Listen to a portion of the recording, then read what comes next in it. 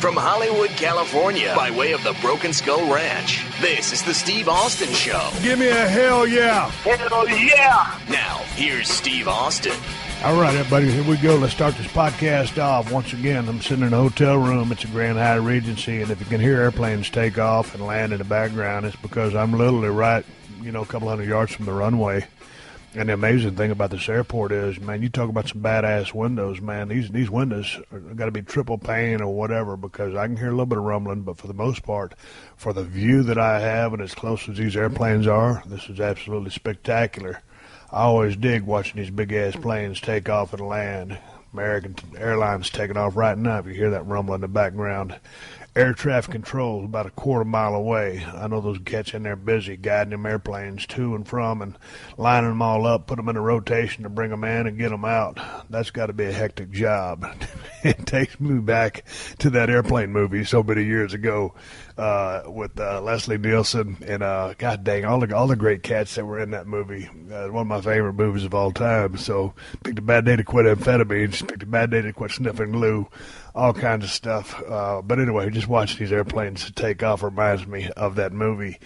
And the subject at hand, I was going to talk about, Dallas, Texas, the Sportatorium, world-class championship wrestling way back in the day.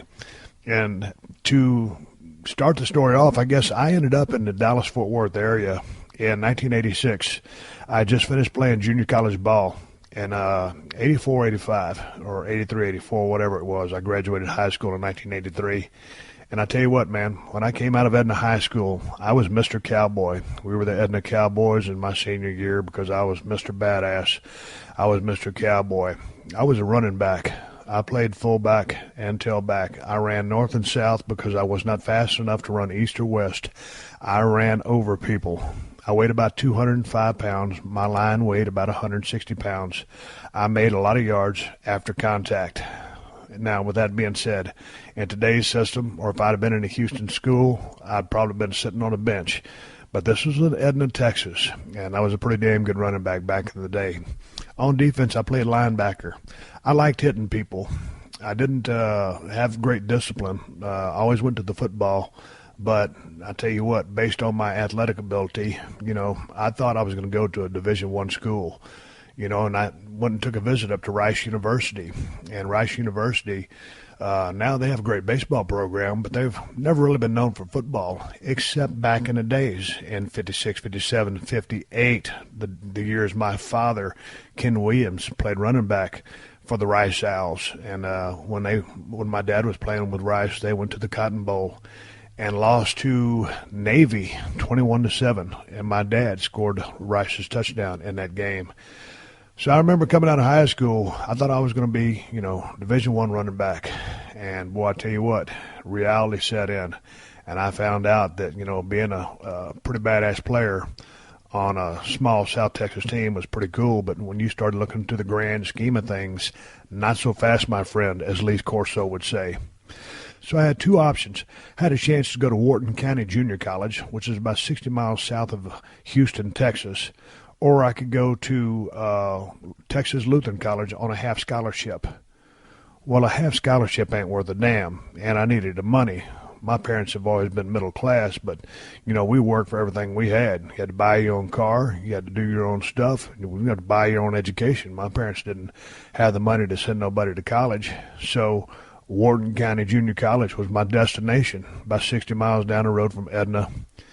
And so, man, it was the Wharton Junior County Pioneers. The Pioneers is not the fiercest name in the world, but that's what we were, and our colors were white and red, or red and white. And they brought me in, and I tell you what, man, they were loaded with talent. Here's the thing about junior college football I found out. Because when I went to junior college, right before I left, I told my mother's friend, Evelyn, I said, you know what, Evelyn, don't worry about it. I said, you know what, I'll just go down to this junior college, and I'll make All-American in a couple of years, and then I'll get a scholarship to a big school and do that, then end up in the pros. Well, once again, as Lee Corso would say, not so fast, my friend.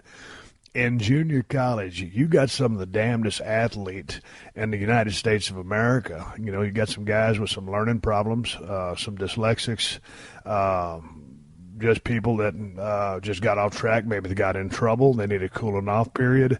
But, man, there are some football playing SOBs in the junior college football ranks, which I was soon to find out. So I roll in there, Billy Badass, thought I was something, just like everybody does when they come out of a high school program and go into college. You know, I had a lot of confidence, and I was ready to run over some ass and carry the football. Well, they had a bunch of good running backs that they had recruited out of the Pasadena and the Houston area come in there. And these guys are a little bit faster than me. I didn't think they was quite as tough of runners as me, but nonetheless, I didn't have enough speed at the junior college level.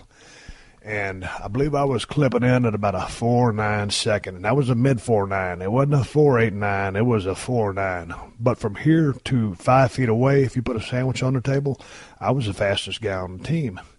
So anyway, the logical thing, the best thing to do with me, since I was a good athlete, was move me to linebacker. So there I played linebacker at Wharton Junior College for 2 years and started. And I remember we got our ass kicked 2 years in a row. I believe we finished 3-8 and 2-9 in the 2 seasons that I played at Wharton County Junior College. We might have had one more win than that, but it wasn't the greatest program in the world. I met a lot of great guys and made a lot of friends on that team, and I used to keep up with a few of them way back in the day. But, yeah, man, just is the same thing with the wrestling thing. You know, there's not too many guys I ended up keeping up with, and about once a year, once every 2 or 3 years, I'll reach out to somebody and talk about the old days. But then came the next step. And based on what I'd accomplished at Wharton County Junior College, based really more on athletic ability and hustle. And hustle was the biggest part of my game, whether it was playing catcher when I played baseball. I was about a 5-time All-Star playing baseball. It was always about hustling and never giving up and always scrapping. And if I missed a ball or something got by me, man, I was back there in a heartbeat throwing that ball down the second. And I had a pretty good arm on me. As a catcher, you wasn't going to steal too many bases on Steve when he was catching. And so anyway, again, back to football, based on my athletic ability, I had 2 offers coming out of Wharton County Junior College for my junior and senior years for college football. And again, you know, I had designs on being an insurance man, just like my father was. And I figured, okay, I'll go get a business degree and I'll get in the insurance business once I get my degree. You know, I'd thought about being a pro wrestler, but at this point in time, you know, I was just doing the thing, education, general studies, but then I was going to segue into business and be an insurance man with my dad. So I had 2 offers, and that's all I had. Well, actually, I had 3 offers. I had an offer to the University of New Mexico in Albuquerque, New Mexico. I had an offer to North Texas State University, which is in Denton, Texas, 30 miles away from Dallas, Texas. And then I also had a full ride this time from Texas Lutheran College in Seguin. Well, Texas Lutheran College, with all due respect, didn't have the greatest football program in the world. He's going to take a lot of thumpings over there. And, I didn't think I really wanted to do the TLC thing. So then I took the visit to Albuquerque, New Mexico, and it was phenomenal up there. It was beautiful. They took me skiing. I've been snow skiing 3 times in my life. And I remember going up to the top of Sandia Peak and skiing down and using that famous snow plow and running over a couple of people in the process because I couldn't put the brakes on fast enough. But that's a whole other story for a whole other day. And they showed me around campus, met the coach, had a great visit, and everything was cool in the gang. And I said, all right, man. They offered me the full ride. And that's when I went to Denton, Texas, to make my other visit to that location. And I went out to Denton and had a bunch of nice guys show me around. And, you know, I really hadn't drank too much in my junior college days, kind of kicked it up on my sophomore year and was drinking a lot of Wild Turkey 101 and some beer. And we went out in North Texas, and I kind of bonded with some of those guys. And it felt like that was going to be the next step for me, that I needed to stay in Texas. I really liked the University of Mexico Lobos. I liked the gimmick. I liked the mascot. The school was cool. Sandia Mountains were just outside of Albuquerque. It was a beautiful location. But, man, when it all came down to making that decision, I just couldn't leave the great state of Texas, my home. And so I said, all right. I went in there and saw Corky Nelson, the head coach. He said, we want you to play football here And I said, all right. I said, I'll sign up. So I remember signing that letter. I came into Denton, Texas, and I moved into the athletic dormitory, and I played football for 2 years. And again, they brought me in as a linebacker, and they had a great linebacker corps. I played second-string linebacker behind a guy named Lance White, who was an outstanding linebacker, and there's just no getting around it. He was better than me, so I backed him up. And I'll never forget, we were out on the practice field, and it was time to run 40-yard dashes. Now, back in the day, my name was still Steve Williams. I had not changed it to Steve Austin. I was still a civilian playing college football. And when my stepfather adopted us and changed our name, that's who I was. You know, my previous name was Steve Anderson after my biological father. So we're out there running 40-yard dashes one time, and I'll tell you what, man, the coach kind of had this perplexed look on his face as I ran back and forth. And finally he looks at me and he says, Williams, come here. And so I go over and I say, yeah, Coach, what do you want? He goes, you're running a 4.9. I said, yeah, Coach, I always run a 4.9. And he looks at me and he goes, your junior college coach told me you ran a 4.7. My junior college coach was padding my stats to try to help me get another offer to another school. 4.9 probably wasn't going to cut it. He was right. He goes, 4.9? I said, yes, sir. I said, I never run a 4.7 in my life. He says, get out of here. Boy, he was pissed off, so I ran back and joined the guys. So anyway, I played backup linebacker my junior season there at North Texas State with a good bit amount of time on the field. And, of course, on kickoff returns, kickoff coverage. I was on all the special teams, doing what I needed to do, getting a free education. Now, along the way, I ran into a math class called algebra, and I ran into an accounting class. And I tell you what, although I was a National Honor Society student at Edna High School, I think because I had about a B-plus average, and really the teachers kind of liked me, but they put me in the National Honor Society. So I was smart, but I wasn't exactly a rocket scientist. And when you threw college level math at me, man, I can add, subtract, multiply, and divide like it ain't nobody's business. But when you throw in word problems and decimals and percentages and all that other stuff, man, forget about it. So I dropped algebra. And then I went over to the accounting class. And I tell you what, man, all the little debits and credits, I was thinking to myself, oh, man, this is easy. This is cool. Being an accountant is easy. Well, that's when they threw the more advanced stuff at me. And I promptly dropped accounting as well as algebra and picked up some more classes. Now, I don't want this to sound like I'm a quitter when faced with adversity. I just knew that I didn't like math, I didn't like accounting, and being a business major wasn't in the cards for me. So I switched up majors to be a physical education major, and I figured, well, you know what? If I just get a degree, maybe I can go into insurance, or if I just get a degree, I'll turn into a coach. I'll coach high school football, I'll teach a subject or whatever, but that's going to be my game plan. So anyway, back to the football field. I'll remember we was playing at North Texas Stadium there, and I think these days they've renamed the school University of North Texas.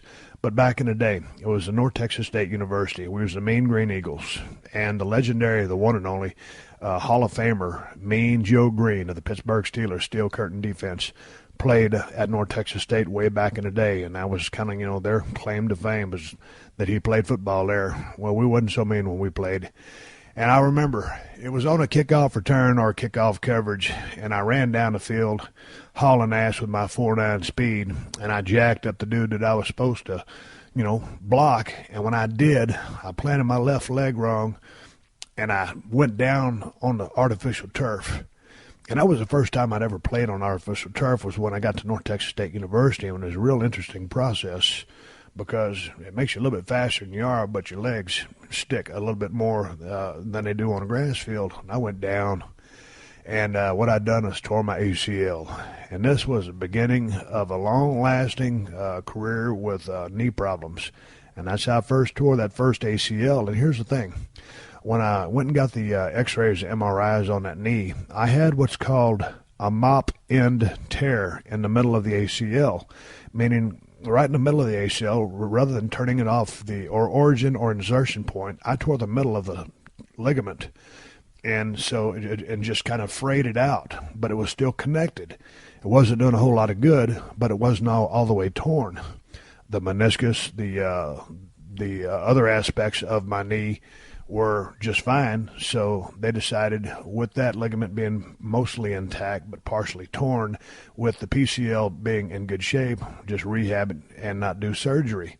And they scoped it to go in there with a scope and find all this stuff out. The integrity of my knee was fine, so we just said, hey, we'll rehab and come back and play the senior season.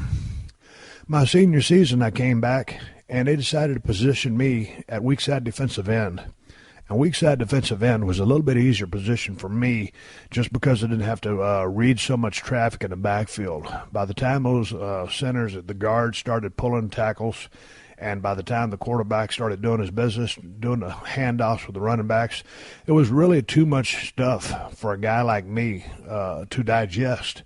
So by moving me out to defensive end, it was a much easier read. I was normally working off the tackle or the tight end. And so basically jacking them up, looking inside, and I had outside contain. Never, ever get hooked.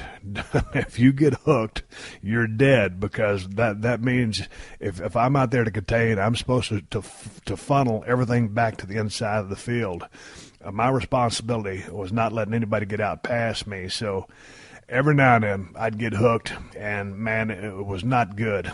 So it's an embarrassing play when you get hooked by the tight end or the tackle and knocked out of the play. So anyway, I was good enough to start, and we had a really, really badass defensive end, Tom Middaugh, over on the strong side, and I think Tom was probably up for All-American or at least All-Conference, but he was highly touted out of I think he played at Hearst Euless Bedford area here in the DFW area. He was somewhat of a real local star who was known on the statewide level. He played strong side, and Tom was a football playing son of a gun, and I was over at the weak side. But anyway, to get back to wrestling, my scholarship ran out, and our defensive line coach, I can't remember his name, but I just remember he had a connection with Watkins Motor Lines. And, when you're in college, I had an athletic scholarship. I don't think we could work during the year, whatever the ramifications were. But he would get a lot of the guys on as casuals, kind of part-time workers at Watkins Motor Lines. And so, man, between classes after season, I would go down to the freight dock. I'd drive into Dallas, Texas, to Watkins Motor Lines, and I would load trucks and unload trucks, manual labor, and I would drive a forklift. And I tell you what, me and my buddy Rob, who played junior college with me, and he came up to North Texas State with me, and we were the best of friends. And his dad was a physics professor at Texas A&M University. And Rob came up to North Texas State, and, man, we'd carpool back and forth together to Dallas. We worked on the same shift. We were both casuals. And then we both went full-time. And we both worked our way up to full-time pretty much faster than anybody else that had really ever been at Watkins. And so I think back in the day, and this I think this is probably 87. I was making $12 an hour working at Watkins Motor Lines. They put me on full time. And, I remember, during my college days, we would drive up to the Dallas Sportatorium. And I had this, when I lived in Kerr Hall, the athletic dormitory at North Texas State, I had a little bitty-ass color television. I mean, this is about a 14 or 16-inch, man, if that. It might have been a 12-inch screen, because this is way back in the day. And that thing was big and heavy, but the screen wasn't very big. And I tell you what, man, world-class championship wrestling was on fire. And, man, I probably got about maybe 7 or 8, 9 channels. But Channel 11, KTVT, was one of the channels I got. And I tell you what, man, I'd be up late at night. I had my, guy set up there. We'd always use cinder blocks and some 1x12s to make a shelving system. And for a good part of the time, one of my roommates had left out, so I was rooming by myself, which is an absolute luxury. And I shared my bathroom with my suite mates. So it was 4 guys to 1 bathroom. That wasn't the funnest thing in the world. But there for a while, I had a whole room by myself, which was a luxury. And so I was watching pro wrestling. And then, I got burned out on college research papers. And I decided, you know what, man, this ain't for me. I think I'm going to drop out and just work over at the freight dock full time. So that's what I did. Unceremoniously, I dropped out of college. And I had paid, the athletic scholarship that I had gotten had paid for 4 solid years of school. And I was doing pretty good workloads, 18 hours, 15 hours. I think that last semester I had 13 hours. That was a little bit of a light load. I needed 17 credits, 17 hours to get my degree in physical education, and dropped out.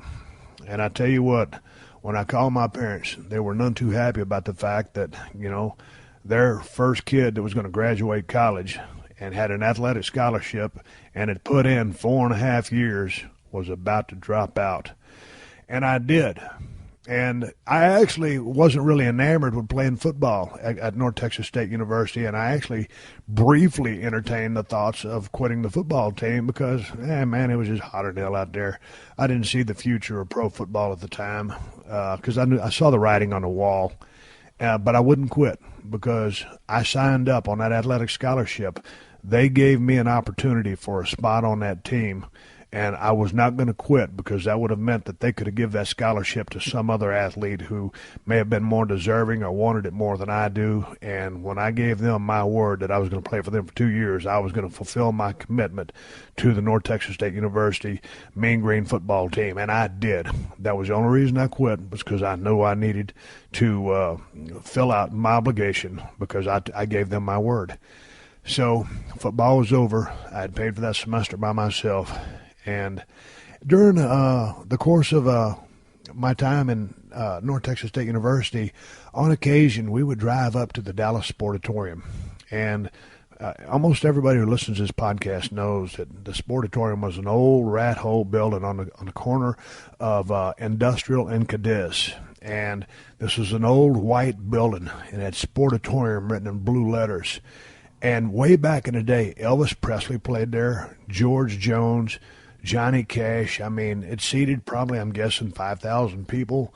And it was just, it smelled like beer, piss, hot dogs, popcorn, you name it, sweat, stench, concrete floors. And when it went down to the wooden floors, it was just one of the greatest buildings in the history of pro wrestling that I've ever been in. One of my favorites, especially when you had the people packed in there. And I'm telling you, I used to pay my money, and I can't remember how much it cost us to go down there and get in. It might have cost us $10. And we didn't have a lot of money, but we all had $10. And we would load up in my car. I was driving a 76 Monte Carlo, and we'd pile in there, and we'd be out in the crowd, and we'd be drinking that draft beer in those plastic cups. And, with all the aforementioned smells in the arena and the atmosphere. And I'm telling you, man, and about 87, 88, that's when things really started on the decline there. The glory years of World Class Championship Wrestling were kind of in the early to mid-'80s. And so it was a little bit on the decline, but it was still badass. And I remember going out there with my buddies. And, man, we would drink beer, we'd get drunk, and we'd throw stuff at the wrestlers. And the guys, the heels that had heat, we'd cheer for the baby faces.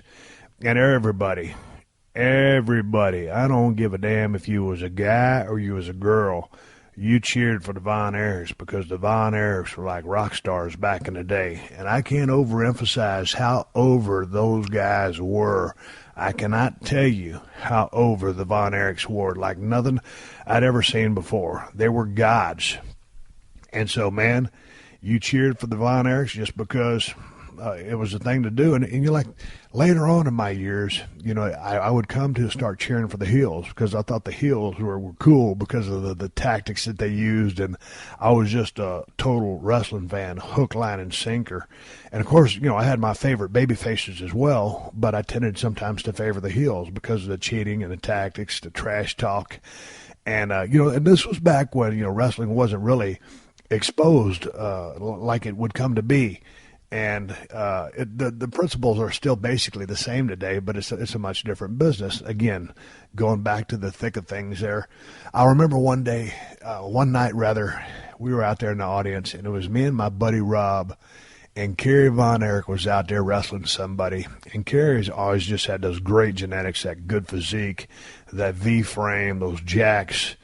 And he was over like God. And man, my buddy Rob, he elbows me in the ribs, and he says, man, you're as big as that guy. You need to get in there and give us a try. Now, first of all, there's no way I was as big as Kerry Von Erich. That dude had next level genetics. But the point I was trying to make was I was big enough at about 250, 255, and training like a bodybuilder / powerlifter, just come off the North Texas State University weightlifting program, had long blonde hair. I looked the part and was athletic enough. And I was like, all through my junior high days, all through my high school days, I thought in the back of my mind, because I love the business so much, that that's what I wanted to do. And for you people that have listened to me talk before, I always want to be a musician as well, but I couldn't sing or play an instrument. So, all of a sudden, wrestling really becomes a reality for me. And so I'm thinking about it, and I'm working on the freight dock. I'm making $12 an hour. Life is good.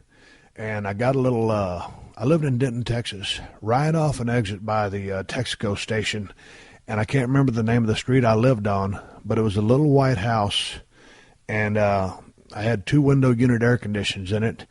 And I had put foil all over the exterior of all the windows to keep the heat out because the house wasn't air conditioned very well. And I had a color TV, and I had a Brindle pit bull named Abby that I'd bought from my buddy in high school, and I'd had Abby since she was 7 weeks old. And, man, I tell you what, life was good, and life was simple. And like I said, pretty much all I had was a refrigerator. I can't even remember if microwaves existed back then. I had a color TV, built a little console on a cinder block with some 1x12s, and I had a remote control.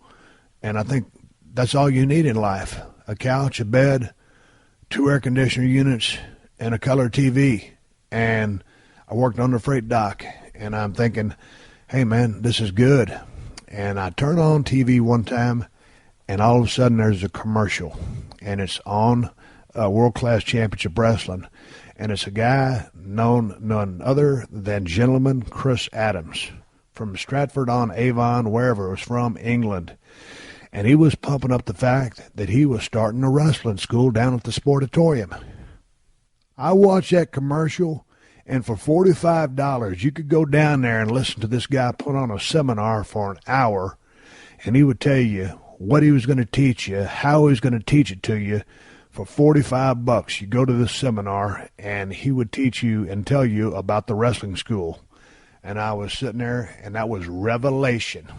I said, man, $45, go down on a Saturday morning right after they do the television taping, because they shoot the live show Friday night. That was the match. That was when all the big matches went on. And then Saturday morning at 10 a.m. they'd come back and do television that went out live that night for the next week. And so this little seminar was going to be after that morning's television taping. And so I figured, you know what? This is something that I've got to be a part of. And so I figured, man, I better scrap together my best outfit. And here's what I wore. Back in the day, there used to be a company, they might still be around, called Gerbeau. And they were kind of fancy pants. And, you just buttoned and zipped them up on your waistline, and then they had snaps you buttoned around your ankles. And you wore loafers with them. So I had I think it was a black pair of loafers, black Gerbeau jeans. I had a purple Izod shirt, and I had long blonde hair. And that was the best clothes that I owned. And so I was going to roll up to the Sportatorium in this outfit. And believe me, man, I'm a guy that doesn't like to get dressed up. But this is about as dressed up as I could get. And I think I look pretty damn presentable. So I go up to the Sportatorium. I park my car. And I didn't go to the matches. I came after the matches. And right when I get there, I can see a line forming outside this single door. And these were all the people that were going to be going to Chris Adams Wrestling School seminar. Didn't know if they was going to join up yet. It cost $45 just to get in the seminar and to hear what the business was about in Chris's presentation. So I'll never forget, I'm standing in line. Long blonde hair, purple shirt, black pants, loafers. And as we're coming out, I can see Samoan SWAT team come out. I can see Wild Bill Irwin come out. I can see various wrestlers coming out, man. They got towels around their necks. They're all hot, sweaty, just got out of the shower, just got finished working Saturday morning TV taping. They're trying to get to their cars. They got a show to work at night, so they got places to go. And I'm standing there in line, and people see me, and they start saying, hey, man, can I get your autograph? And when someone asks you for your autograph and you're just standing in line and had never wrestled for one single second inside a squared circle, it's kind of embarrassing because, and this is what I would tell the people. I said, hey, man, I said, I'm not a wrestler yet. I said, I'm trying to be. I'm going to go to the seminar, but I said, I don't wrestle. And they said, oh, it doesn't matter. You're going to make it. Go ahead and sign for us anyway. So, man, you talk about being put on the spot. You never want to do that because you feel like a prick. The guys who are actually real wrestlers are coming out of the building, and I'm over signing autographs. At this point, I'm a wannabe. So, well, when they press you to sign your name, you just kind of sign your name. So with my sorry-ass handwriting, I just scribble out Steve Williams on their piece of paper, and they say, thanks. I said, well, you're welcome. They said, well, don't worry, you're going to make it. Well, anyway, the line starts moving in. All the people start moving inside because all the people are exiting the Sportatorium. It's time for the seminar. And it seems to me that there was about 35 or 40, no more than that, people that showed up at the seminar.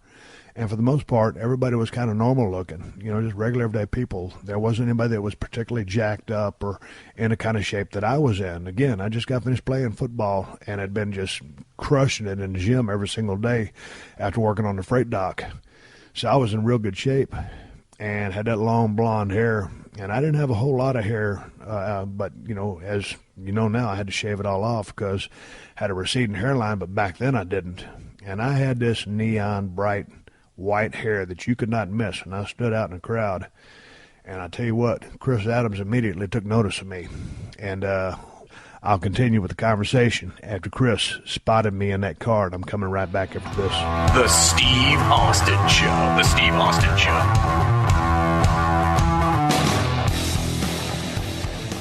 Hey, man, do you own or rent your home? Sure you do, and I bet it can be hard work. You know what's easy? Bundling policies with Geico. Geico makes it easy to bundle your homeowners or renters insurance along with your auto policy. It's a good thing, too, because you already have so much to do around your home. Go to geico.com, get a quote, and see how much you could save. It's Geico easy. Visit geico.com today. That's geico.com.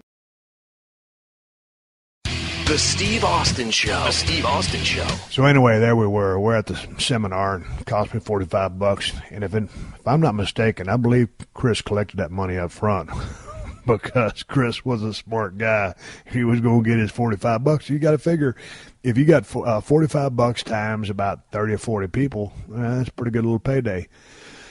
So he starts talking about the school and what he's going to teach and how he's going to teach it. And about 3 times he singles me out. He goes, you know what Chris had that great English accent that was easy to understand. It was easy on the ears. And he was very charismatic individual. And he could really turn it on. He could really sell you something.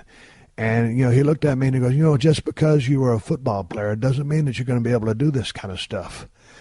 And he kind of jabbed me about 3 times about just because you used to be a football player doesn't mean you'll be able to do professional wrestling.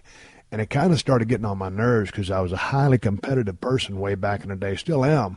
But it speaks to how competitive I am back then. And so finally the meeting wrapped up. And on my way out, Chris went out of his way to say, hey, Steve, thanks for coming out, and I hope to see you again. And at that point, I took time to tell him. I said, hey, dude, I said, you keep talking about, if you're a football player, it doesn't necessarily mean that you're going to be able to do this stuff. I said, hey, man, I play football. I said, if you show me how to do this, I said, I can do it. And he just kind of looks at me because I guess he never had anybody, look at him and tell him, like that. I'm from a rookie greenhorn, never been in a business standpoint. And he kind of just looks at me with this disbelief and just shakes his head. It almost blows me off. Okay, Steve, Well, I know he was hoping I'd show up, but hey, man, I don't know how many people, try to get into the business of pro wrestling, end up falling on their face. So, saying something is one thing, doing it is a whole other thing. But I was going to prove to this guy that I could learn how to wrestle. So anyway, I can't remember how it comes about. End up getting his phone number. I was going to sign up for the class. I remember the class costed $1,500. At the time, I did not have $1,500, so I would just pay Chris as I went along. And Chris had a guy that was helping teach the class, and his name was Chico, a Spanish guy with a lucha libre background, but a big guy. He's about 6'1", 6'2", 230 pounds, very technical, very cool, been around the horn for a long time. Can't remember how many years he'd been worked a lot in the hood. But he was a guy who really kind of taught us the bumps, rolling procedures. We did a lot of rolling drills. We learned the flat back bump, just standing there and falling down and slapping the mat. And it was like a karate or a judo fall. Anytime you fall, you slap the mat to save yourself. By slapping that mat, you stop the impact and you attack the mat. And that would become the basis for, learning how to take a bump that exists to this day. And then came the time where, the guys would get on their hands and knees, and then you would, kind of do a catapult off their back as they were parallel to the ground and take a bigger bump. And things kind of proceeded, at that rate. And there was a few people that stood out in the crowd. I think me from a look standpoint, but as we started to learn some of the wrestling holds and some of the maneuvers, I was very, very green. Of course, because I'd never done it and was not a fast learner. This was not easy for me to pick up. I had an aggressive, competitive nature, but when you're aggressive and trying to compete at something you don't know what to do, it's a whole different ballgame. Because here's the thing, I'm trying to learn how to wrestle, had never wrestled before, and at no point in time has Chris told any of us that this was a work, how that it worked. How you call a high spot. We weren't there yet. We never called a high spot in that class. But there were a couple of people that stand out, and there was one guy named Todd. If his name wasn't Todd Martin, I believe that's what it was, but Todd's problem was he was about $180, if that, maybe 5'10", but he was good. He was a wrestling fan from way back when he was a kid, and he was kind of like the standout person of the class. Then there was another guy named Dwayne, and Dwayne was about 400, 450, and, he was just that big grizzly bear kind of look. So you figured, maybe he had a chance, outside chance of making it as a big man, but he didn't really have the athletic ability. He just had that size.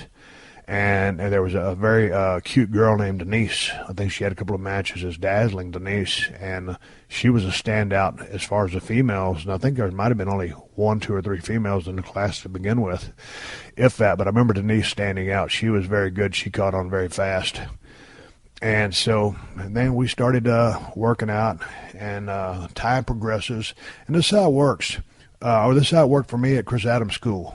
We would train once a week on Saturday mornings after the television taping, and then Chris would have to go on and do a job at night and work somewhere.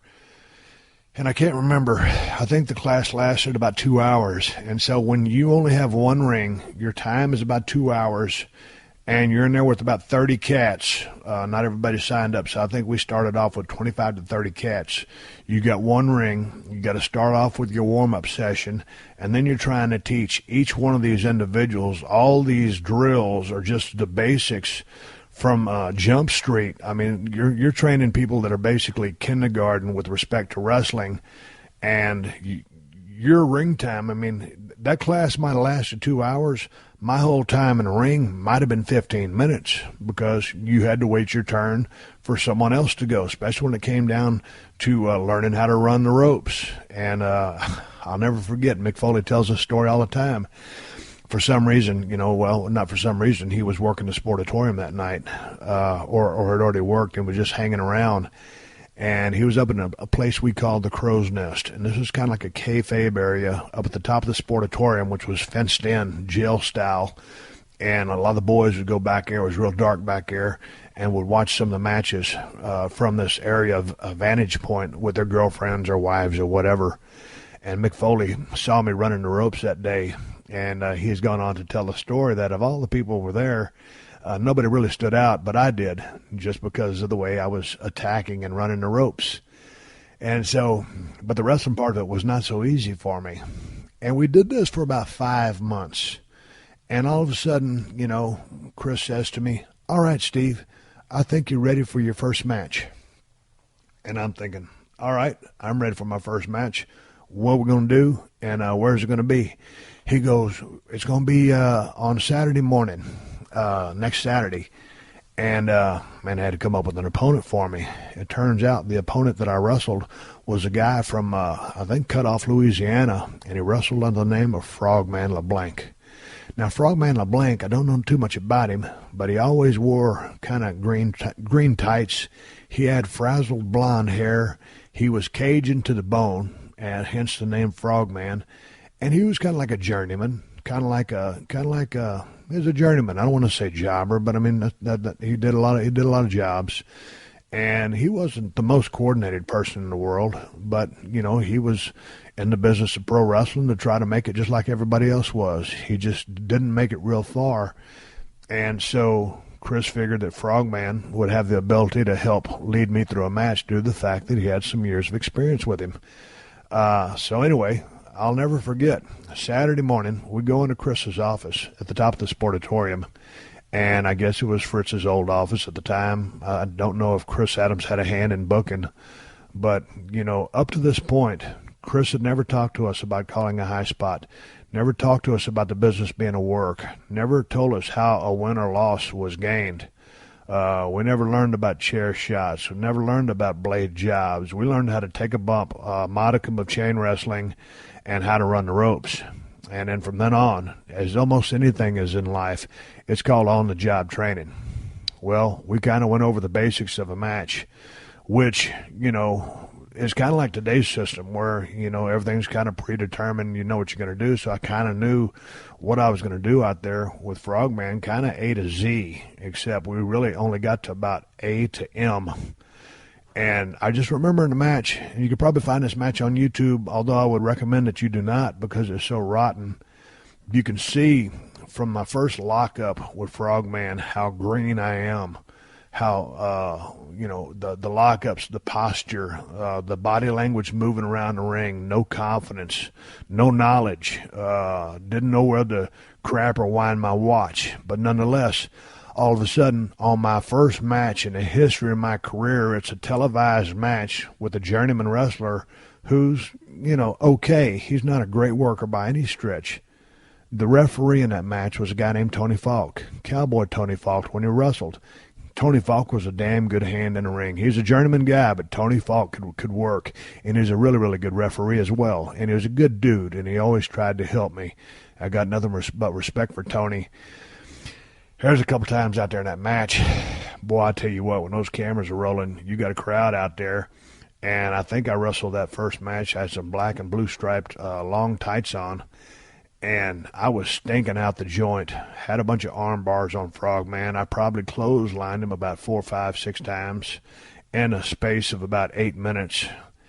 And I remember we were up there in the finish room, and Chris says, you know, Steve, I want you to finish with kind of like a running clothesline. But when I gave the clothesline, he wanted me to go down on the back, you know, and take a bump as I gave that clothesline. And I said, okay, cool. And so that was my finished move on Frogman LeBlanc, was the kind of running clothesline where I would take a bump as well.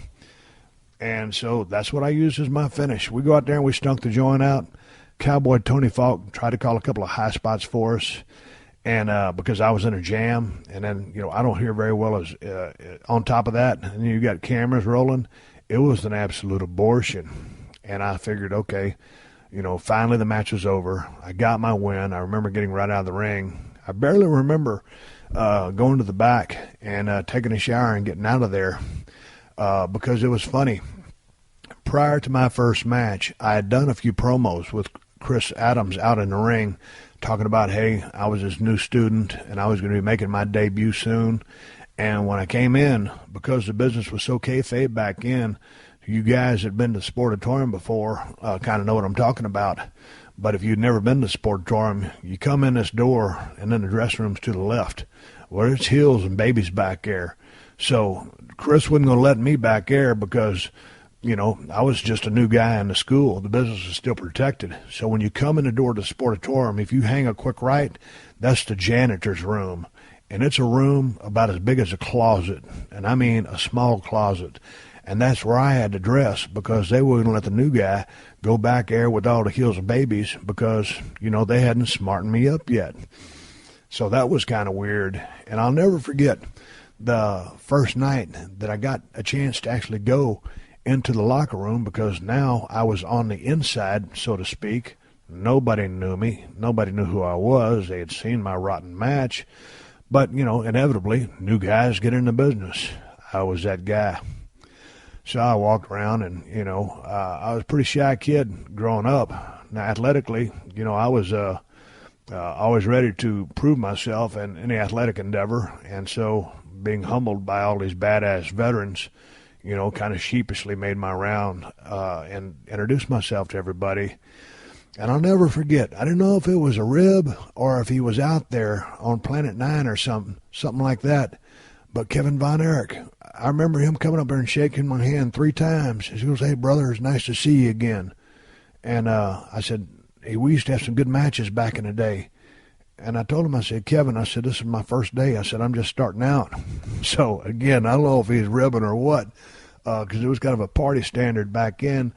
But anyway, I would come to wrestle Kevin Von Erich on a few occasions. And it seems like every time I wrestle Kevin Von Erich, of course, me being a greenhorn, I come out on the losing end of the stick. I think I lost every single match I wrestled with Kevin Von Erich with the Iron Claw.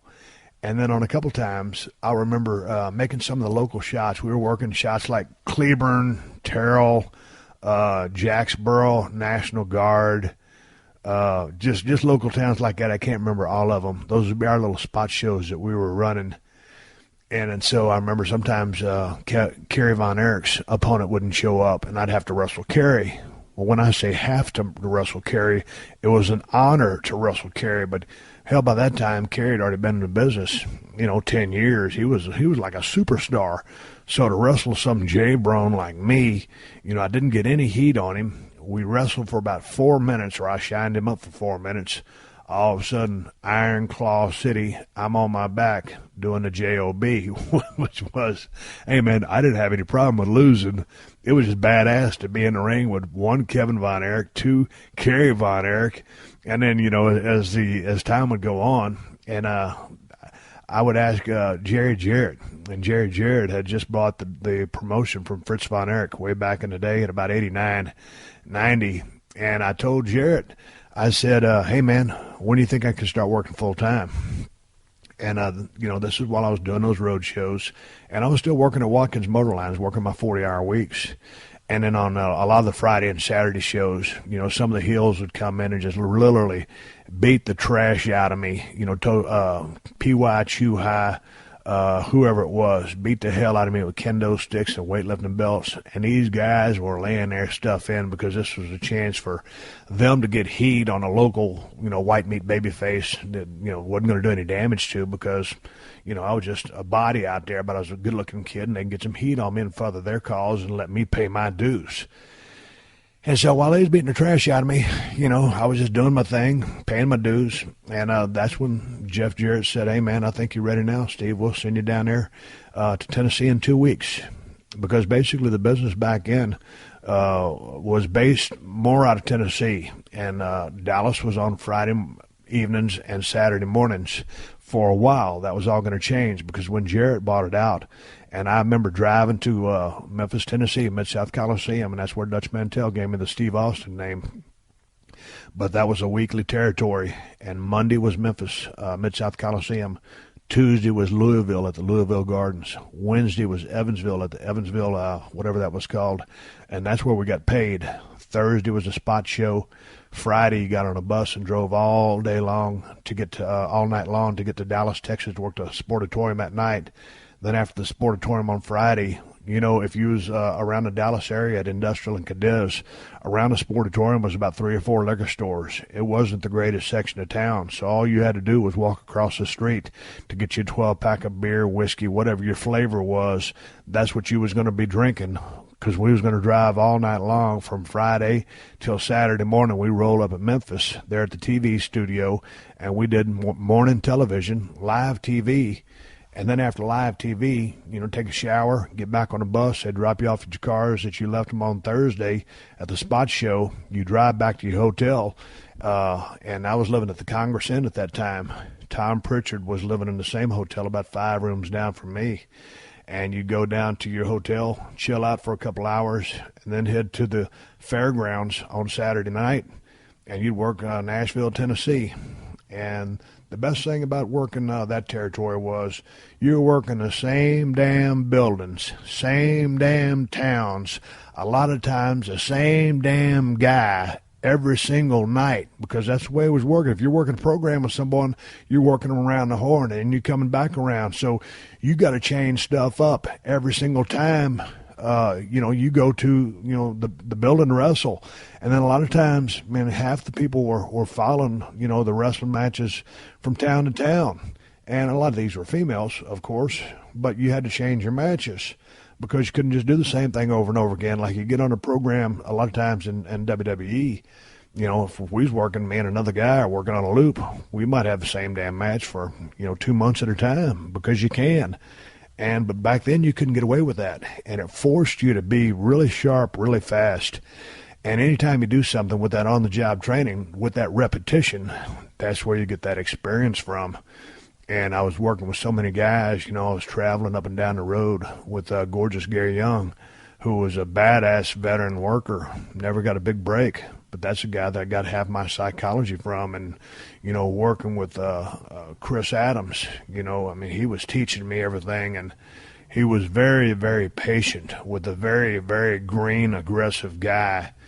And, of course, on some of those inaugural trips coming out of the Dallas-Fort Worth area before I went to Tennessee, I was riding the back of a Delta 88 with Bronco Lubitsch, who was a former tag team wrestler turned referee, and one and only Skandar Akbar, who was head of Devastation Incorporated, a manager who had also wrestled back in the day, and he was the evil villain. And, man, when you're riding down the road, asking those guys questions, and they're willingly dropping knowledge on you, it was one of the funnest times of my life. And so I just remember, going back to when I was still at North Texas State, and some of the most vivid memories I have of Dallas, just because I want to bring this home to bring it about Dallas, was how hot the Von Erichs were and rock star status. And I can only tell you about it if you go back and watch some of the stuff on YouTube. I think you can understand and feel how over those guys were. Those people loved the Von Erichs. And, of course, the guys did first and foremost as well, but, the chicks were crazy about the Von Erichs.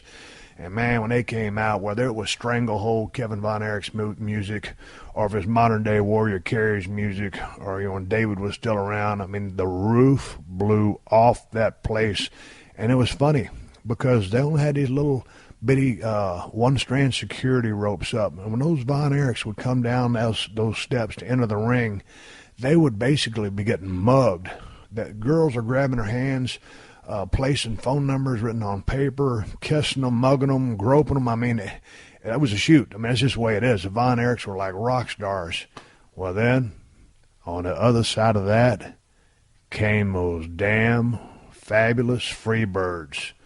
Michael Hayes, Terry Bam Bam Gordy, Buddy Jack Roberts.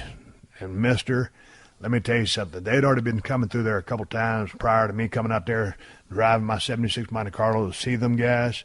But all of a sudden, here comes Michael Hayes. And, man, he changed my whole perception or whole perspective of the business, man. That dude came down there in that sequin red robe, whether it was one with a rebel flag, whatever. I don't want to make a rat's ass about that. But you talk about a showman. Michael Hayes was a heat-seeking missile. Now, don't get me wrong. When they was baby faces, he was over as hell. Those people loved Michael Hayes, Gordy, and Buddy Jack Roberts because they was on the good side. But I tell you what, when they flipped heel, they had a monstrous amount of shoot heat. And, man, that damn Michael Hayes would come out there just a pure showman. He'd get on that second turnbuckle. He'd start gyrating his hips. and flicking his hair back and doing that strut that he had. And I tell you what, man, Michael wasn't trying to be a character. Michael was that guy. He was being him, but turned up to 10 in front of about 5,000 people. And I always tell people, Michael Hayes, if you're a fan of pro wrestling, watch some of the work that the Freebirds were doing. Watch some of that stuff they did back there when they were selling out Texas Stadium. Watch that stuff when they was doing those matches in the Sportatorium, whether there's baby faces, how over they were, and the fire that Michael had and all those guys had, or when they were heats, that despicable nature that they had about them when it came time to get heat, how nasty they would get. Watch those facial expressions of Michael Hayes. Watch him grab a microphone and start ripping off a bunch of trash, talking promos and saying what they were going to do, or make an excuse of why they lost. Those are what I remember about Dallas, Texas.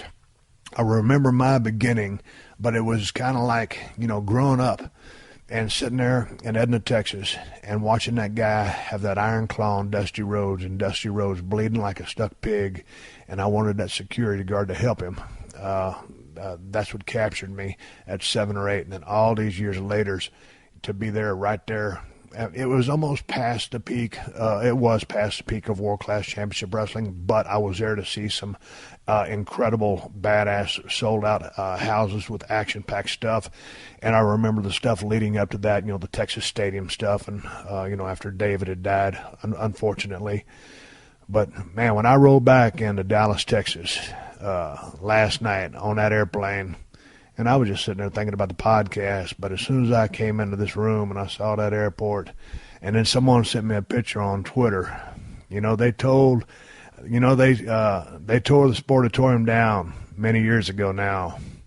And to this day, it doesn't look, according to the picture on Twitter that someone sent me, they have not built a building there since. It's just a corner lot. And I guess the liquor stores are all still in business. I guess it's still not the greatest part of town. But I never knew why they tore that building down and didn't make it, not a national, but a state landmark or something, because of all the famous people there, of what it meant to the business of pro wrestling, and maybe to make a museum out of it, and maybe economically, or it just wouldn't have panned out, or from a standpoint of what state the business, the building was in, that it needed to be tore down. Maybe it was an eyesore. It kind of fall off in a couple of years because of the neglect. But so many memories of there. And I remember when you walked into that place and you went into, I guess at the time it was Percy Pringle's office, and they had that just kind of, that damn old plywood kind of stuff that they stuck on the walls, little grooves in it. And there was 8x10 pictures of everybody that had come through world-class championship wrestling. And you see those pictures on the wall. And I always remember seeing Rick Rude's picture there, Ultimate Warrior's picture there, all of Von Erichs were on there, Matt Bourne's face was on there. All the guys, and the stars of the stars, anybody came through there had those pictures on that wall. And it was just an old ramshackle, roughhouse building. But when you saw the list of the talent that had come through there, man, you knew that, God dang, there had been some badass talent here, drawing some serious money, and people, the atmosphere being so crazy. And I always tell people these days, I don't miss the business anymore, but I have a lot of fond memories. And when I got out of the business due to my neck issues, it took me 3 years to come to grips with that, and I dealt with it in the ways that I did, and then finally came out to L.A. and started working in the reality television business, doing some low-budget movies.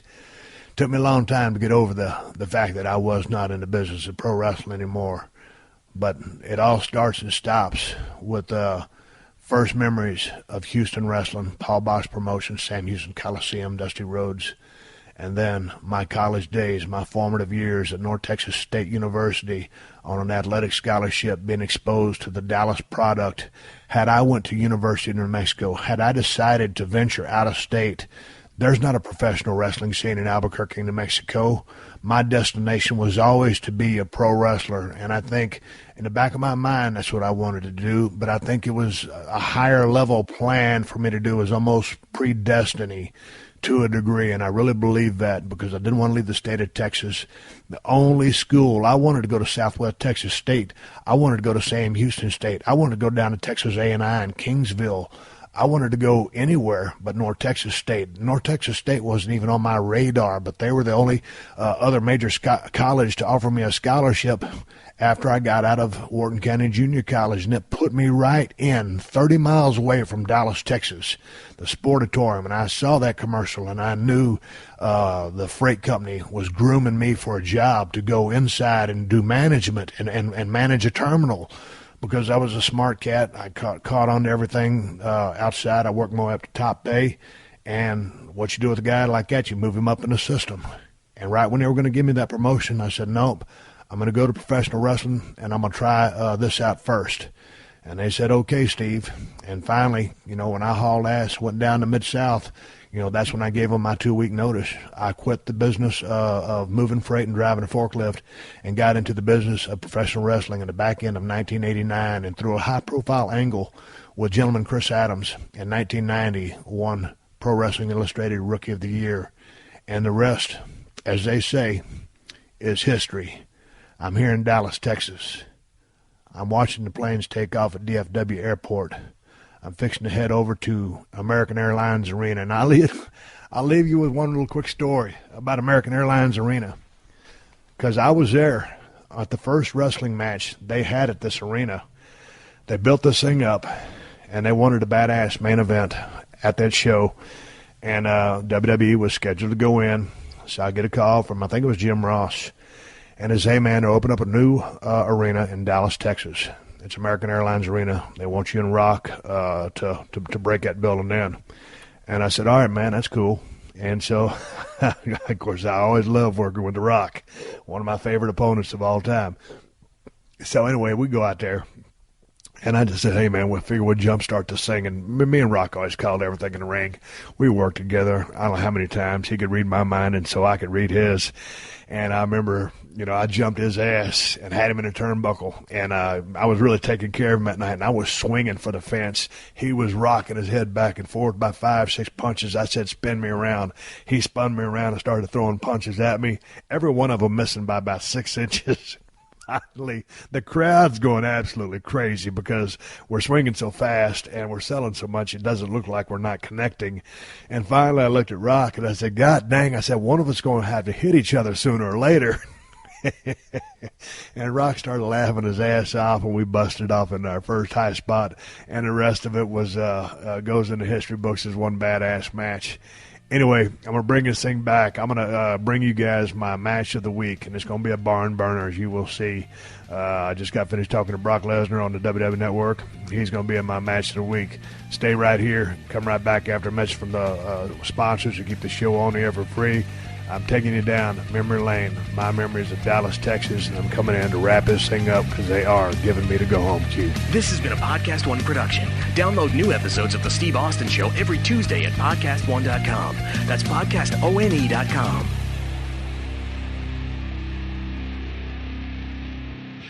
Hey, man, do you own or rent your home? Sure you do, and I bet it can be hard work. You know what's easy? Bundling policies with Geico. Geico makes it easy to bundle your homeowners or renters insurance along with your auto policy. It's a good thing, too, because you already have so much to do around your home. Go to geico.com, get a quote, and see how much you could save. It's Geico easy. Visit geico.com today. That's geico.com.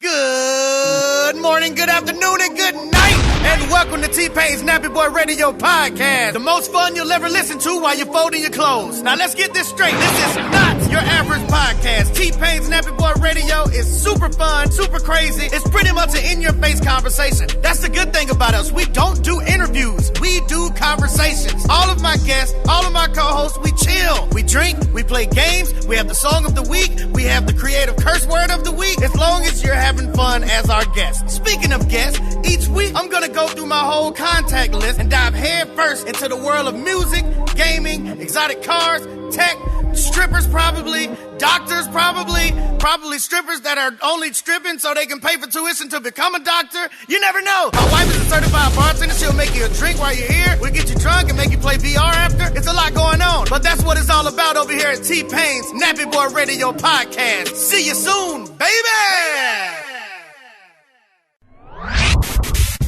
Yo, what's good? It's your boy, Big Brother Jake, a.k.a. Jake Warner, my government name. Check it out. I host a show called the Big Brother Jake Podcast, and I've taken my talents to the biggest and baddest platform on the planet. That's right, baby, PodcastOne. My show is unique as I talk about everything. Life, sports, entertainment, being a single dad juggling several jobs. I'm a hot mess, but it's damn entertaining. Subscribe and review now on Apple Podcasts and listen on PodcastOne or wherever you get your podcasts.